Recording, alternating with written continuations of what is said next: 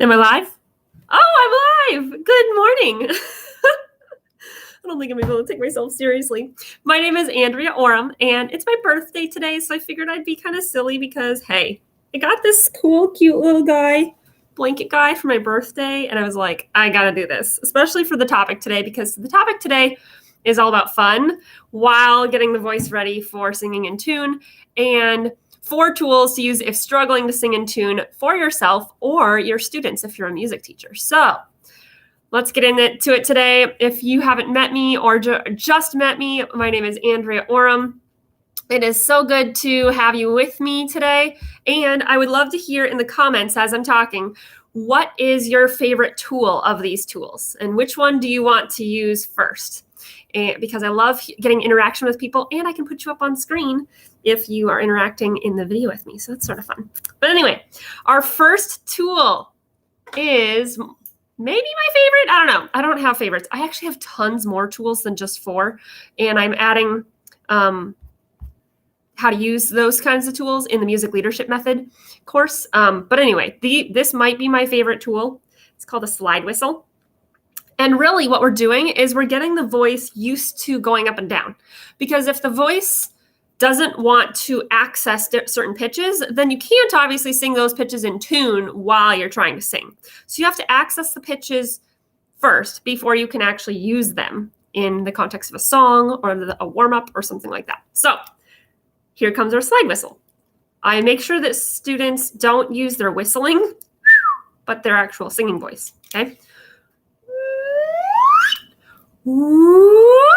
And so they're accessing all of their range. This actually works really good for all ages. Everybody seems to love it. I don't know why. It's just brings out the inner child in everybody. So whether you're actually working with young students or whether you're working with adults or you are an adult yourself, it's fun. Okay, so that's tool number 1. Tool number 2 is another toy. There are lots of different ones out there, but this is a popper. So you squeeze the belly and the ball pop. Oops, I didn't get the ball put in there properly. So the ball pops out when you shoot it or like squeeze its tummy. So there's all sorts of different shapes and styles for this one. But this toy is great because when you pop the ball, it makes a nice arc. So the students follow the ball's shape, the arc with their voice. They go, woo, like that. So that's kind of fun. Very motivating for my boys in particular. So that's a good one. All right, so that's tool number 2. Tool number 3 is a giant fuzzy pipe cleaner. And mine is almost broke because I let students use it a lot. And so I need to buy another one because it's on its last legs. But what we do is we bend it in different directions and they follow it. Ooh. Ooh. Ooh. Ooh. Ooh. Ooh. And if I do that kind of thing, they're also associating different visual stimuli to the pitch too, especially when I do it here and then I move it here and then I move it there. So they're associating those different pitches with what it feels like and with their eye. So they have more simulation than just what it feels like, because the voice is really hard. And this goes for adults too. The voice is really hard to, that's tool number 3, really hard to quantify or like describe sometimes because it's all inside you.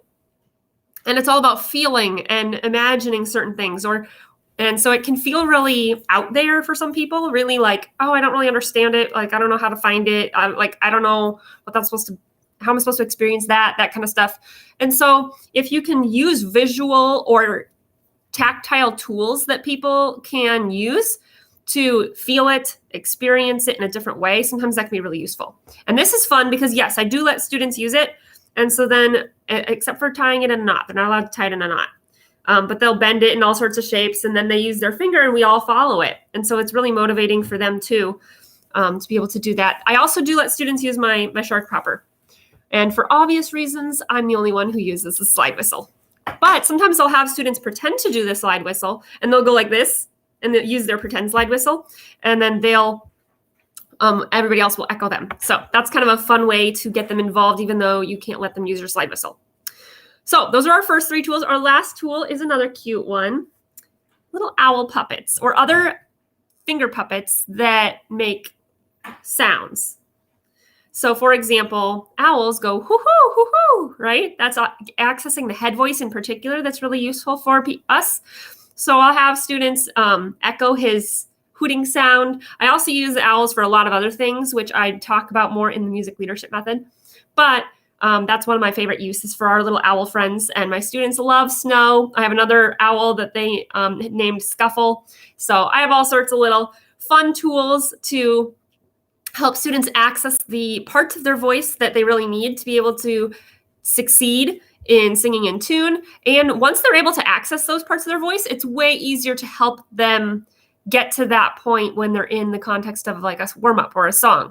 I can just say, remember that hooting owl that you did a couple minutes ago, the owl sounds? Can you find that part of your voice again when we do this exercise or when we do this song or something like that? And that's really effective for a lot of kids and adults alike. So those are our 4 tools. I know this is super quick.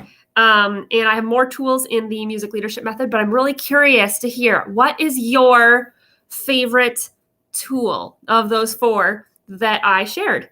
And if you're not hanging out in the Strength Train Your Voice group, you should come join us. There's lots more trainings on ways to use your voice, ways to help other people access their singing voices and use their speaking voice, or if you're struggling with vocal fatigue for whatever reason. There's lots of helpful trainings in there that you can find in the guide section. So hop on over there if you would find that useful, if you found this training video useful, and if you would find more of them useful. All right.